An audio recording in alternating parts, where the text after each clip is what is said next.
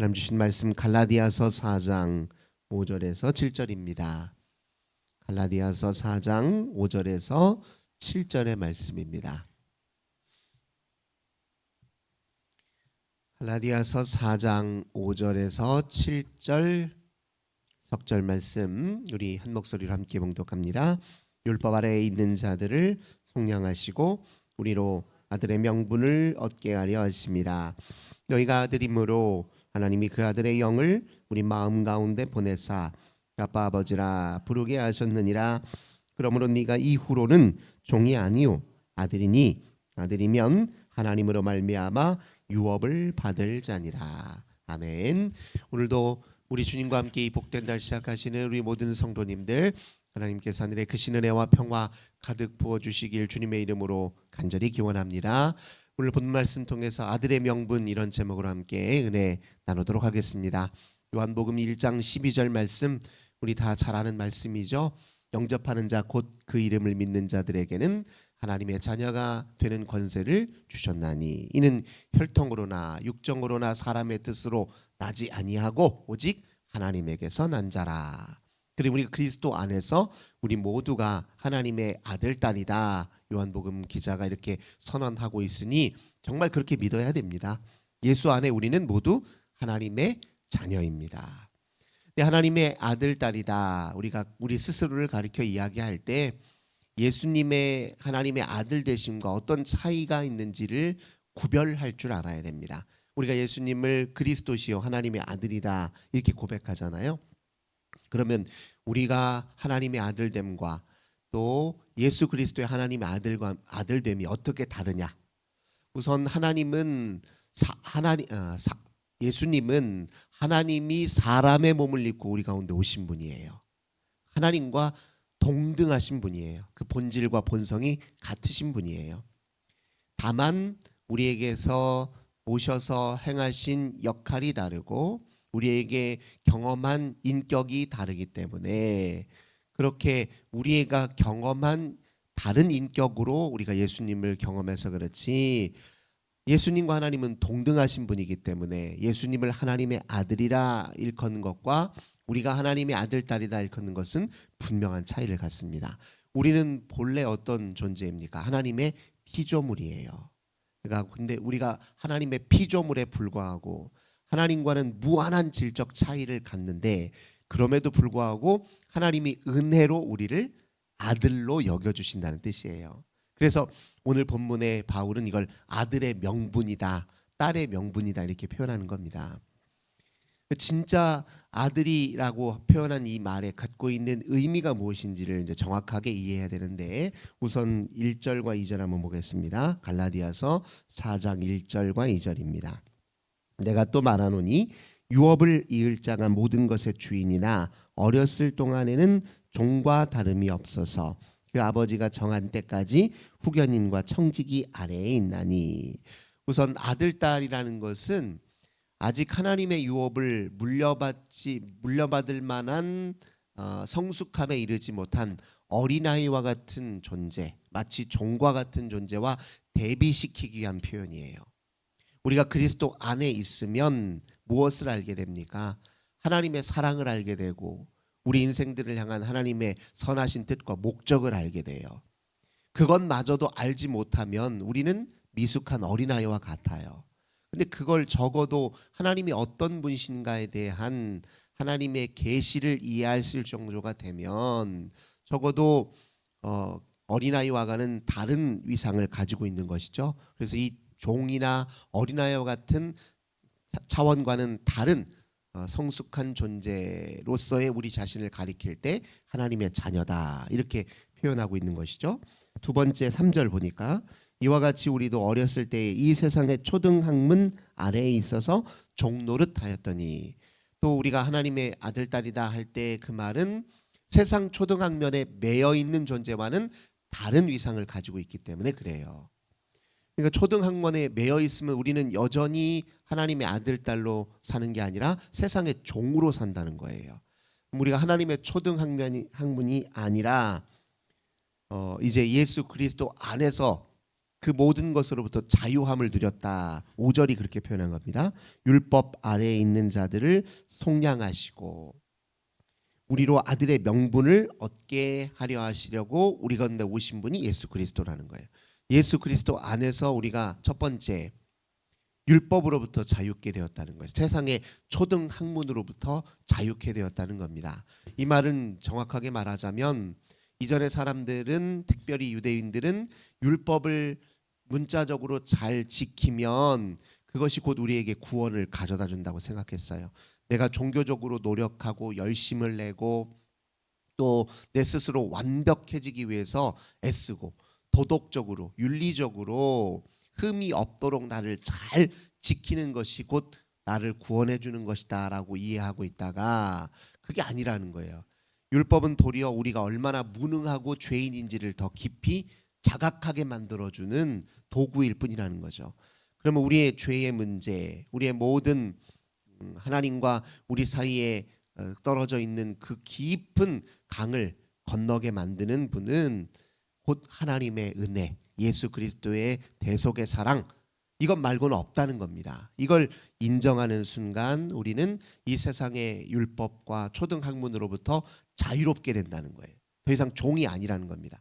그런 의미에서 종을 벗었다는 의미에서 우리가 하나님의 은혜로 종을 벗었다는 의미에서 하나님의 아들이라 이렇게 우리가 불린다, 이렇게 이해할 수 있을 것입니다. 그 다음에 이제 6절입니다. 자, 우선 1절부터 5절까지는 종과는 다른 존재이기 때문에 아들딸이라고 부르는 거예요. 세상 학문에 매여 있지 않기 때문에 아들딸이에요. 그 다음에 또 6절 보면 너희가 아들임으로 하나님이 그 아들의 영을 우리 마음 가운데 보내사. 우리가 하나님의 아들딸이라고 부를 수 있는 이유는 예수 그리스도 안에서 그분의 영이 우리 가운데 임하시기 때문에, 내주하시기 때문에 우리가 하나님의 아들딸이라는 거예요. 이게 빠지면 아들딸로 불릴 수가 없어요. 그리스도 안에서 하나님의 은혜로 종이로부터 자유케 됐고 그 아들의 영이 우리 가운데 내주하시니까 우리가 아들딸이라는 거예요. 우리는 본래 피조물에 불과하고 먼지에 불과해요. 어떻게 하나님과 견줄 수 있습니까? 오직 은혜에 그리스도 안에서 성령께서 우리 안에 내주하시기 때문에 아들딸로 불릴 수 있다는 거예요. 그리고 그래서 우리가 하나님을 이제 어떻게 6절 보니까 다시 아빠 아버지라 부르게 됐다는 거예요. 실제로는 하나님은 우리의 주인이시고 왕이시죠. 근데 우리가 예수님의 영에 의지하여 하나님을 아빠라고 부를 수 있기 때문에 하나님의 아들딸이라는 거예요. 이제 우리 모두가 기도할 때 아버지, 하나님 아버지 이렇게 부르잖아요. 그렇게 부를 수 있는 것은 예수께서 우리 가운데 영으로 임하시고 성령을 의지하여 그게 가능해졌다는 겁니다. 7절 그러므로 네가 이후로는 종이 아니요 아들이니 아들이면 하나님으로 말미암아 유업을 받을 자니라. 마지막으로 우리가 하나님의 아들 딸인 것은 하나님의 유업을 받기 때문에 그래요. 유업을 받는다는 건 뭘 뜻하냐면 우리가 부모로부터 태어났을 때 부모님의 유전인자를 물려받는단 말이에요. 부모님의 성품을 비슷하게 담고 외모도 비슷하게 담고요. 그리고 부모님이 가지고 있는 가치관과 세계관도 비슷하게 담잖아요. 그걸 우리가 유전이라고 하지 않습니까? 마찬가지로 하나님의 아들, 딸이면 우리도 하나님에게서 물려받는 게 있다는 거예요. 첫째, 우리는 신적 본성을 하나님과 이제 공유하기 시작하는 겁니다. 우리가 잘 아는 것처럼 베드로후서 1장 말씀 한번 보도록 하겠습니다. 베드로후서 1장 이렇게 얘기합니다. 베드로후서 1장 4절부터 제가 7절 8절까지 읽어드릴게요. 이로써 보배롭고 그 지극히 큰 약속을 우리에게 주사 이 약속으로 말미암아 너희가 정욕 때문에 세상에서 썩어질 것을 피하여 신성한 성품에 참여하는 자가 되게 하려 하셨느니라. 그러므로 너희가 더욱 힘써 너희 믿음의 덕을, 덕의 지식을, 지식의 절제를, 절제의 인내를, 인내의 경건을, 경건의 형제우애를, 형제우애의 사랑을 더하라. 여기 4절을 보니까 신성한 성품에 참여하게 했다 이 뜻이에요. 하나님의 유업을 우리가 이제 물려받는다는 건 하나님의 거룩한 성품에 우리도 참여하게 되었다 이런 뜻입니다. 우리는 피조물에 불과한 존재지만 그리스도 예수 안에서 하나님의 은혜로 말미암아 그분의 영을 우리 중심에 모시어 하나님의 아들 딸의 명분을 얻었으니 이제부터는 하나님의 성품이 우리를 지배하기 시작한다는 거예요. 그리스도의 성품이 우리를 다스리기 시작한다는 겁니다. 그 성품의 핵심 내용을 믿음, 덕, 지식, 절제. 믿음은 우리가 잘 아는 것처럼 하나님을 향한 전적인 신뢰와 순종이에요. 그 믿음에 덕이 생겨요. 덕은 뭐면 도덕을 뜻합니다. 윤리적, 윤리의식, 옳고 그름에 있어서 민감하게 선한 것에 반응하고 악한 것에 강한 거부감을 갖기 시작하는 거예요. 그리고 그 덕에 무엇이 쌓이냐면 하나님을 아는 지식이 쌓인다는 겁니다. 그리고 거기에 절제, 자기를 통제하는 능력이 생기는 거예요. 자기 욕망, 자기 속에 있는 죄성, 자기 속에 있는 온갖 어지럽고 무질서한 생각과 감정을 통제하는 능력이 그리스도 예수 안에서 성령을 통해 우리에게 나타나기 시작한다는 거예요. 그리고 인내, 모든 부조리하고 불합리한 상황을 견뎌내면서 하나님의 의와 선을 드러내도록 인내하는 능력이 누구에게서 성령을 통해 우리 가운데 이식되기 시작한다는 겁니다. 이게 유업으로 물려받는다는 거예요. 거기에 경건함, 즉 하나님을 늘 두려워하고 어느 상황 속에서도 범사에 주님 계심을 인정하는 일들이 나타난다는 거예요.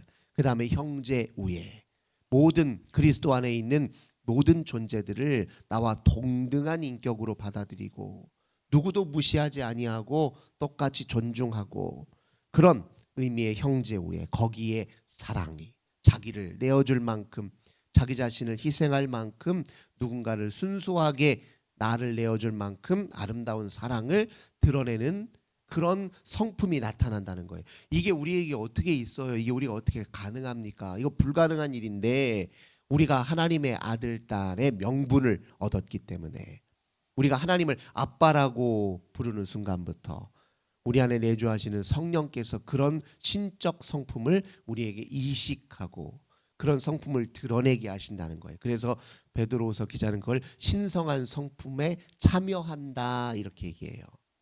그리고 비슷한 맥락의 말씀을 바울은 성령의 열매가 나타난다 그렇게 표현하는 거잖아요. 사랑과 희락과 화평, 오래 참음, 자비, 양선, 충성, 온유, 절제 이런 것들이 나타난다는 건 우리가 이제 이전에 타락한 본성에 속박되어 사는 게 아니라 이제 신성한 성품과 본성을 드러내기 시작했다 그런 뜻입니다. 그렇게 되는 이유는 그리스도 예수 안에서 우리가 하나님께 접붙임 바 되었기 때문에 그래요. 우리가 요한복음 15장에서도 하나님은 농부시고 예수 그리스도는 포도나무시고 우리는 그분의 가지가 되었다는 거예요. 그러니까 우리에게 나타나는 열매는 사실 우리 게 아니에요. 포도나무 대신 주님의 것입니다. 근데 우리가 그분에게 접붙임 바 되었으니 그분의 가지가 되었으니 그분의 열매가 우리에게 어떻게 나타나게 됐다는 거예요. 얼마나 값지고 좋은 일입니까? 그러니까 유업을 물려받았다는 가장 핵심적인 의미는 바로 그것이에요. 또 동시에 유업을 물려받았다는 말은 무엇이냐면 하나님이 우리를 처음 창조하셨을 때 의도하셨던 바가 있단 말이에요. 우리를 지으셨을 때 우리를 이 세상에 지으신 이유는 우리가 하나님과 함께 이 세상에서 교제하며 친교하며 사랑을 나누며 하나님의 뜻대로 이 세상을 살고 하나님의 뜻을 붙들고 이 세상을 돌보기 위해서 우리가 창조된 존재잖아요. 그 의미와 목적을 제대로 인식하고 깨달아 알아서 그 목적을 이루는데 우리가 이제 온전히 쓰임받게 되었다. 그런 의미를 갖고 있습니다. 동시에 그러면 그 가운데 그렇게 그리스도 안에 접붙인 존재로 성령 잘 모시고 깨어있는 존재로 살아가면 또 어떤 축복이 주어집니까? 세상에 하나님의 아들, 딸, 자녀들을 굶기시겠어요? 우리를 위협에 그대로 내버려 두시겠습니까? 그럴 리가요. 어떤 부모가 자기 자식이 굶는데 가만히 있을 부모가 어디 있어요? 그래서 우리 예수님 뭐라고 하셨습니까? 하나님께서 우리는 마치 터럭 하나도 우리를 다 세신단 말이에요. 무엇을 먹을까 입을까 마실까 염려할 필요가 없대요. 너희가 하나님의 아들 딸임을 알고 그분의 성품이 그리스도 예수 안에 성령을 통해 우리에게 나타나기 시작하고 우리가 하나님의 창조의 목적에 따라서 온전히 하나님과 친교하며 살면서 시작하면 우리 인생은 하나님이 책임지신다는 겁니다. 무엇을 먹을까 마실까 입을까 염려할 필요가 없대요. 걱정할 필요가 없다는 겁니다. 내일 일을 염려할 필요가 없다는, 이게 또 하나의 유업이에요. 이게 축복의 유업이죠. 우리에게 약속의 유업이 물려졌다는 것입니다. 그러니 오늘 우리가 하나님을 아빠라고 부를 수 있다는 게 얼마나 복되고 귀한 일인지 우리가 늘 묵상해도 지나치지가 않아요. 매일매일 묵상하면서 그것에 감사하고 기뻐해도 좋을 일입니다.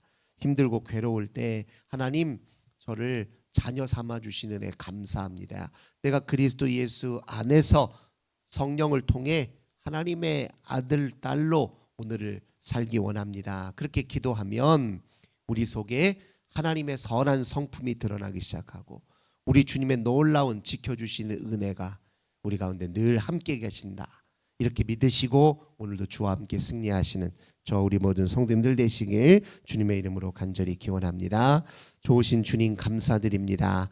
우리는 한낱 피조물에 불과하고 먼지에 불과하지만 그런 우리를 지극히 사랑하셔서 종과 또 이 세상의 노예로 얽매여 살던 우리를 건져주시고 자유케 하시며 또 아들의 영을 우리에게 주셔서 하나님을 아빠 아버지로 모실 수 있도록 은총 베푸시니 감사드립니다.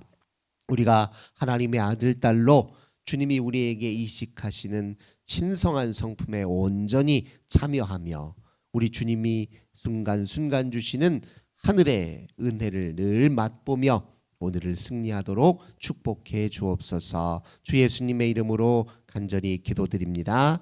아멘. 오늘도 우리 환우들을 위해서 가정의 자녀들을 위해서 교회와 또 나라와 민족을 위해서 함께 기도하겠습니다. 주님 감사합니다. 오늘도 저희들 기도하며 하루를 시작합니다.